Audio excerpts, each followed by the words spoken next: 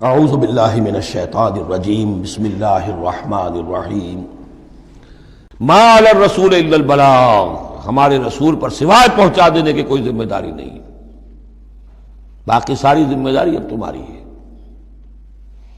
واللہ یعلم ما تبدون وما تکتمون، اور اللہ جانتا ہے جو کچھ کہ تم ظاہر کرتے ہو اور جو کچھ کہ تم چھپاتے ہو۔ قل لا یستوی الخبیث والطیب، اے نبی کہہ دیجئے ناپاک اور پاک برابر نہیں ہو سکتے۔ وَلَوْ أَعْجَبَكَ كَثْرَةُ الْخَبِيثِ، چاہے ناپاک شے کی کثرت جو ہے وہ تمہاری آنکھوں کو اچھی لگے۔ آدمی تو چاہتا ہے بہتات ہونی چاہیے بس ہر چیز کی، ناجائز حرام سے آیا ہوا مال ہو جمع ہو گیا ہے اچھا لگے گا آپ کو، ہے خبیث ہو۔ تو خبیث اور طیب برابر نہیں ہو سکتے، چاہے کثرت جو ہے خبیث کی وہ جو آنکھوں کو چکا چوندھ تو کرتی ہے، نظر کو خیرہ کرتی ہے، چمک تہذیب حاضر کی۔ فاتقوا اللہ یا اولی الالباب لعلکم تفلحون، تو اللہ کا تقوی اختیار کرو اے ہوش مندو تاکہ تم فلاح پاؤ۔ یا ایھا الذین آمنوا لا تسألوا عن اشیاء ان تبد لکم تسؤکم، اہل ایمان ان چیزوں کے بارے میں سوال نہ کرو کہ وہ اگر تم پر کھول دی جائیں، واضح کر دی جائیں تو تمہیں اچھی نہیں لگیں گی، تمہیں بری لگیں گی۔ بعض چیزوں کی طرف سے اللہ تعالیٰ نے خود خاموشی اختیار کی ہوتی ہے، خام خواہ سوال کر کر کے اور اس کو اپنے اوپر جو ہے ذمہ داری کو بڑھا لینا، یہ بھی ایک جو خاص قسم کی مذہبی ذہنیت ہوتی ہے، کھودنے کریدنے کی اور بال کا کھال اتارنے کی، اس کا نتیجہ یہ نکلتا ہے۔ چنانچہ حج کے بارے میں جب آیت نازل ہوئی وَلِلَّهِ عَلَى النَّاسِ حِجُّ الْبَيْتِ مَنِ اسْتَطَاعَ إِلَيْهِ سَبِيلًا، یہ سورہ آل عمران میں ہم پڑھ آئے ہیں۔ تو ایک صاحب کھڑے ہو گئے کہ حضور کیا ہر سال فرض ہے؟ حضور نے سوال سن لیا لیکن سنا انسنا کر دیا، دوسری طرف رخ کر لیا۔ اب وہ ادھر تشریف لے آئے، حضور کیا ہر سال فرض ہے؟ حضور نے پھر جو ہے اس سے اغماض برتا، پھر آپ نے رخ موڑ لیا، تیسری مرتبہ پھر آپ ناراض ہوئے کہ دیکھو اگر میں ہاں کہہ دوں تو قیامت تک کے لیے ہر سال حج فرض ہو جائے گا۔ جس چیز کے اندر اللہ تعالیٰ نے اجمال رکھا ہے اس میں تمہاری اس میں بہتری ہے، جو شخص ہر سال کر سکتا ہو کرے، لیکن یہ کہ فرضیت جو ہے اس کے ساتھ ہر سال کی قید اللہ نے نہیں لگائی۔ تم سوال کر کے اپنے لیے تنگی پیدا کر لو، جیسے وہ گائے کے بارے میں کیسا رنگ ہو اور کیا اس کی عمر ہو اور کیسی گائے ہو، یہ ساری چیزیں اسی طرح کی ہیں۔ لیکن یہ کہ ان تسألوا عنہا حین ینزل القرآن تبد لکم، اگر تم سوال کرو گے جبکہ ابھی قرآن کا نزول جاری ہے تو وہ ظاہر کر دی جائے گی۔ اللہ تعالیٰ نے اپنی حکمت کے تحت اس کے اوپر پردے ڈالے ہوئے ہیں، وہ سمجھتا ہے کہ اس میں تمہارے لیے تنگی ہو جائے گی، بہت زیادہ ہو جائے گا، لیکن اگر سوال کرو گے تو پھر وہ ظاہر کر دی جائے گی۔ عفا اللہ عنہا، اللہ تعالیٰ نے اس میں درگزر سے کام لیا ہے، تو پر نرمی کی ہے، یہ کسی نسیان کی وجہ سے نہیں ہے، بھول کی وجہ سے نہیں ہے، غلطی کی وجہ سے نہیں ہے، معاذ اللہ۔ واللہ غفور حلیم، اللہ غفور ہے اور حلم والا ہے۔ قد سألها قوم من قبلکم ثم اصبحوا بها کافرین، تم سے پہلے کی قوم یہ اہل کتاب جو ہے اسی قسم کے سوال کرتے رہے اور پھر یہ کہ وہ اس کے انکار کرنے والے بن گئے۔ اب یہاں وہ چار چیزیں بھی آ رہی ہیں کہ جو ان کے ہاں بہت زیادہ مقدس ہو گئی تھی۔ ما جعل اللہ من بحیرۃ ولا صائبۃ ولا وسیلۃ ولا حام، وہاں کیا تھا؟ جعل اللہ الکعبۃ البیت الحرام قیاما للناس والشہر الحرام والہدی والقلائد، یہ چار چیزیں ان کی توثیق ہو گئی کہ یہ تو واقعتاً اللہ کی شریعت کے اجزاء ہیں، ان کا احترام اور ان کی حرمت کو ملحوظ رکھنا لازم ہے۔ یہ چار چیزیں یہ تمہارے جاہلیت کے دور کے جو مشرکانہ اوہام ہیں ان کی یادگاریں ہیں، اس کے لیے اللہ کی طرف سے کوئی سند نہیں۔ ان چیزوں کے بارے میں بہت سے اقوال ہیں، لیکن میں یہاں آپ کو پڑھ کر سنا رہا ہوں کہ جو حضرت سعید ابن المسیب رحمۃ اللہ علیہ کی تفسیر صحیح بخاری میں جو ان الفاظ کی آئی ہے وہ مولانا شبیر احمد عثمانی صاحب نے اپنے حواشی میں نقل کی ہے۔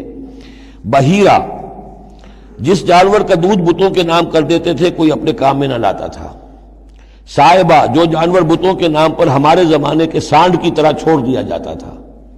وسیلہ، جو اونٹنی مسلسل مادہ بچہ جنے درمیان میں نر بچہ پیدا نہ ہو اسے بھی بتوں کے نام پر چھوڑ دیتے تھے۔ حامی، نر اونٹ جو ایک خاص عدد سے جفتی کر چکا ہو اسے بھی بتوں کے نام پر چھوڑ دیتے تھے، تو ان کو چھوڑ دیتے تھے کہ اب یہ کسی کوئی ان کو ہاتھ نہ لگائے، کوئی ان سے استفادہ نہ کرے، نہ ان کا گوشت کھایا جا سکتا ہے، نہ ان سے کوئی خدمت لی جا سکتی ہے، یہ محترم ہو گئے۔ تو اس کے لیے فرمایا ما جعل اللہ من بحیرۃ ولا صائبۃ ولا وصیلۃ ولا حام ولکن الذین کفروا یفترون علی اللہ الکذب، بلکہ یہ تو وہ لوگ جنہوں نے کفر کیا وہ افترا کرتے رہے ہیں، جھوٹ گھڑتے رہے ہیں، اللہ کے ذمے یہ باتیں لگاتے رہے ہیں۔ وَأَكْثَرُهُمْ لَا يَعْقِلُونَ، ان کی اکثریت جو ہے وہ عقل سے عاری ہے۔ وَإِذَا قِيلَ لَهُمْ تَعَالَوْا إِلَىٰ مَا أَنزَلَ اللَّهُ وَإِلَى الرَّسُولِ، اور جب ان سے کہا جاتا ہے آؤ اس چیز کی طرف جو اللہ نے نازل فرمائی، اور آؤ اللہ کے رسول کی طرف، بمصطفیٰ برسا خیش را کے دی ہم اوست، اگر بہو نہ رسیدی تمام بولا بیست، قالوا حسبنا ما وجدنا علیہ آباءنا، وہ کہتے ہیں ہمارے لیے وہ کافی ہے جس پر ہم نے اپنے آباء و اجداد کو پایا ہے، ان کی روایت یہی ہے، ان کی رسومات یہی تھیں، وہ کوئی جاہل تھوڑا ہی تھے، آج تمہیں عقل آئی ہے، تم نے دین سمجھا ہے، یہ ہمارے بزرگ جو ہیں یہ اتنے عرصے سے یہ کام کرتے چلے آ رہے ہیں، یہی باتیں آج بھی آپ سنتے ہیں۔ کسی رسم کو آپ کہیں کہ بھائی کوئی سند نہیں ہے اس کی دین میں، نہ کہیں صحابہ کے یہاں اس کا وجود تھا، لیکن یہ کہ کوئی چھوڑنے کو تیار نہیں ہے۔ اولو کان آباؤہم لا یعلمون شیئا ولا یہتدون، خواہ ان کے آباء و اجداد جو ہیں ایسے رہے ہوں کہ نہ انہیں کوئی علم حاصل ہوا ہو، نہ ہی وہ ہدایت پر ہوں۔ جیسے تم مخلوق ہو اللہ کی، وہ بھی مخلوق تھے، جیسے تم غلط کام کر سکتے ہو اور غلط آراء قائم کر سکتے ہو، ویسے وہ بھی غلط کار ہو سکتے تھے۔ یا ایھا الذین آمنوا علیکم انفسکم لا یضرکم من ضل اذا اہتدیتم، یہ بھی بہت اہم آیت ہے، اور اس کے ساتھ ایک واقعہ موجود ہے۔ لفظی ترجمہ یہ ہے کہ اے لوگو، اے وہ لوگو جو ایمان لائے ہو، تم پر ذمہ داری ہے صرف اپنی جان کی، اپنی ذات کی۔ لا یضرکم من ضل، جو گمراہ ہو جائے کوئی اور، وہ تمہیں کوئی نقصان نہیں پہنچا سکتا۔ اذا اہتدیتم، جبکہ تم ہدایت پر ہو۔ الی اللہ مرجعکم جمیعا فینبئکم بما کنتم تعملون، اللہ ہی کی طرف تم سب کو لوٹ کر جانا ہے اور وہ تمہیں بتا دے گا جو کچھ کہ تم کرتے رہے تھے۔ اس آیت کا ایک غلط مفہوم جو ہے وہ دور صحابہ ہی میں سے بعض لوگوں نے نکال لیا کہ دعوت اور تبلیغ کی کوئی ذمہ داری نہیں ہے، ہر ایک پر ذمہ داری اپنی ہے، کوئی کیا کرتا ہے اس سے مجھے کیا بحث۔ دیکھو قرآن میں لکھا ہوا ہے یا ایھا الذین آمنوا علیکم انفسکم، مجھے اپنا عمل درست رکھنا ہے، باقی کوئی اور غلط کام کرتا ہے میں خام خواہ اسے روکوں ٹوکوں ناراضی بول لوں، نہیں عن المنکر امر بالمعروف، اس کی کوئی ذمہ داری نہیں ہے۔ قرآن کہہ رہا ہے علیکم انفسکم لا یضرکم من ضل اذا اہتدیتم، اگر تم ہدایت کے اوپر ہوگے، صحیح راستے پر ہوگے، تو کوئی کتنا ہی گمراہ ہو جائے اس کا تمہیں کوئی نقصان نہیں۔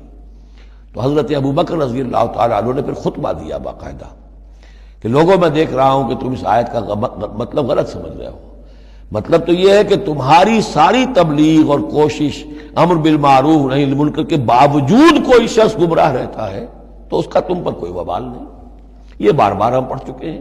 لا تسألوا عن اصحاب الجحیم، اے نبی آپ سے کوئی باس پرس نہیں ہوگی جہنمیوں کے بارے میں کہ یہ کیسے ہو گیا ہے محمد کہ ہم نے آپ کو بھیجا اور پھر بھی یہ قوم جو ہے جہنم میں چلی گئی۔